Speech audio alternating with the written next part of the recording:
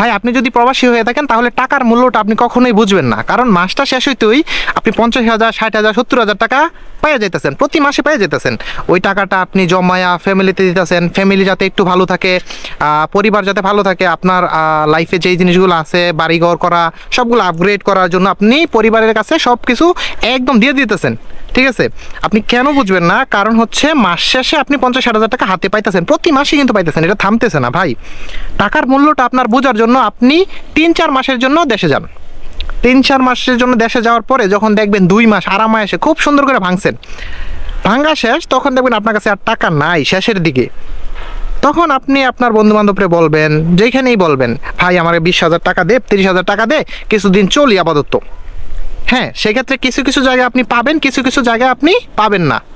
বলবে ভাই আমরাই তো চলতে পারি না, আমরা তোরে কীভাবে চালাবো, তোরে কীভাবে দেবো। পরিবারের কাছে বলবেন, পরিবার তখন বলবে তোমার টাকা তো আমরা ওই যে জায়গা কিনছি, এটা করছি, ওইটা করছি, আমরা সংসার খরচ চালাইছি, ঠিক আছে, সব কিছু এইভাবে বলবে। তখন যেই জায়গা থেকে আপনি পাইবেন ওই জায়গাতে তো আপনি খুশি হবেন, তখনও বুঝবেন না। যখন যেই মানুষটা আপনাকে না করবে, ভাই আমার কাছে তো টাকা নাই, তখন আপনি রিয়েলাইজ করবেন হ্যাঁ টাকার তো মূল্য আছে। কারণ আপনি এতদিন টাকা পয়সা জমাইছেন, জমায় জমায় বাড়িতে সব দিছেন, বন্ধু বান্ধবে যখন চাইছে তখন দিছেন, এই ফাংশন ওই অনুষ্ঠান সব কিছুতে দিছেন, কোথাও না করতে পারেন না, কারণ আপনার কাছে মাস শেষে অনেক টাকা থাকতো তখন। তো যখন 4-5 মাসের জন্য আপনি দেশে গেছেন, তখন যখন আপনি বিপদে পড়ছেন, কিছু মানুষের কাছে পাইবেন, কিছু মানুষের কাছে পান নাই। যখন পান নাই তখন আপনার রিয়েলাইজ হয়েছে হ্যাঁ টাকার তো মূল্য আছে। তার আগে আপনি টাকার মূল্য বুঝবেন না, কারণ ওই যে বিদেশে মাস শেষে 40-50 হাজার পান, 40,000 পাইলে আরো 10,000 টাকা আরেকজনের কাছ থেকে হাওলাত কইরা 10,000 টাকা বেশি বাড়িতে পাঠান। কেন পাঠান? ওই যে আপনার পরিবার ভালো থাকুক।